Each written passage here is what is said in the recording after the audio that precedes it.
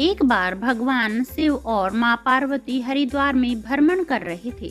माँ पार्वती ने देखा कि सहस्त्रों मनुष्यों ने माँ गंगा में स्नान किया है और हर हर गंगे कहते हुए चले आ रहे थे, लेकिन सभी मनुष्य अभी भी पाप प्रारण लग रहे थे। माँ पार्वती भगवान शिव से पूछती है कि प्रभु, क्या आप गंगा समर्थ नहीं रहे हैं? प्रभु ने पूछा, पार्वती, तुमने ऐसा सवाल क्यों किया? वहाँ पार्वती कहती हैं कि प्रभु, इन सभी मनुष्यों के पापों का अंत क्यों नहीं हो? भगवान शिव मुस्कुराते हुए कहते हैं कि पार्वती, गंगा तो अभी भी सर्व समर्थ है, लेकिन इन सभी ने पाप विनाशिनी गंगा में स्नान किया ही नहीं है।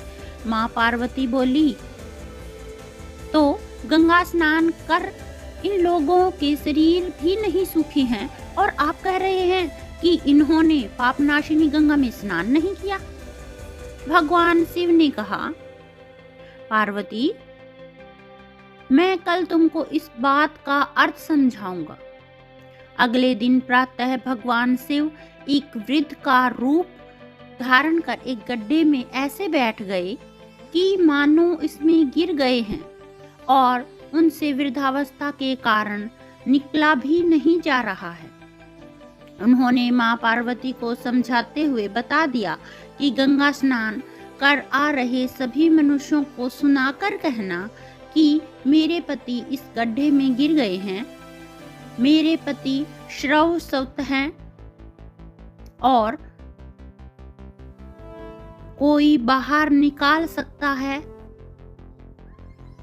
अगर कोई व्यक्ति निष्पाप है तो वो मेरे पति को यहाँ से बाहर निकाले और हाथ लगाए, लेकिन अगर कोई निष्पाप नहीं हुआ तो उसका शरीर जलकर भस्म हो जाएगा।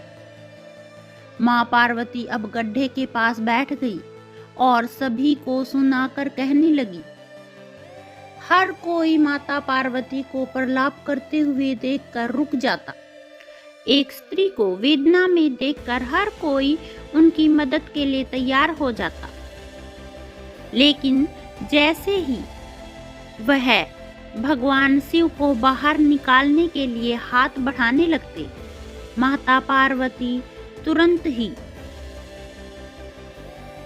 कह देती, मेरे पति सर्वात्मा हैं और कोई निष्पाप पुण्य आत्मा ही उनको बाहर निकाल सकती है। अगर कोई निष्पाप हो तो मेरे पति को बाहर निकालने के लिए हाथ बढ़ाना। मैं तुम्हें एक चेतावनी देती हूँ, अगर तुम निष्पाप नहीं हुए तो तुम्हारा शरीर जलकर भस्म हो जाएगा। इतना सुनते ही हाथ आगे बढ़ाने वाले हाथ पीछे कर लेते, क्योंकि उनको लगता था कि हमने जीवन में कभी न कभी तो कोई न कोई पाप अवश्य किया होगा।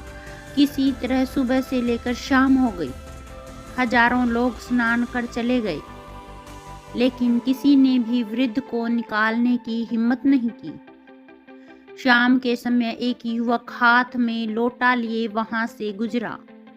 वहां पार्वती ने उसको भी अपनी व्यथा सुना दी।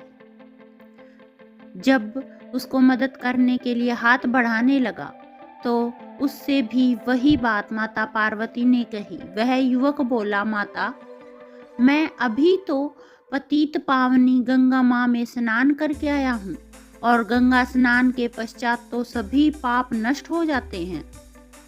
मैं अभी आपके पति को बाहर निकालता हूँ।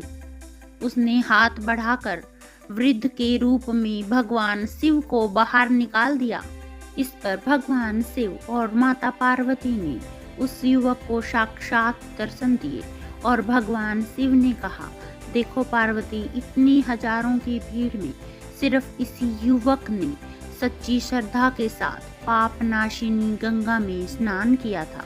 कहने का तात्पर्य है कि रोज हजारों की संख्या में लोग बिना श्रद्धा के माँ गंगा में स्नान करते हैं और इसीलिए उन्हें उनका सही फल प्राप्त नहीं होता।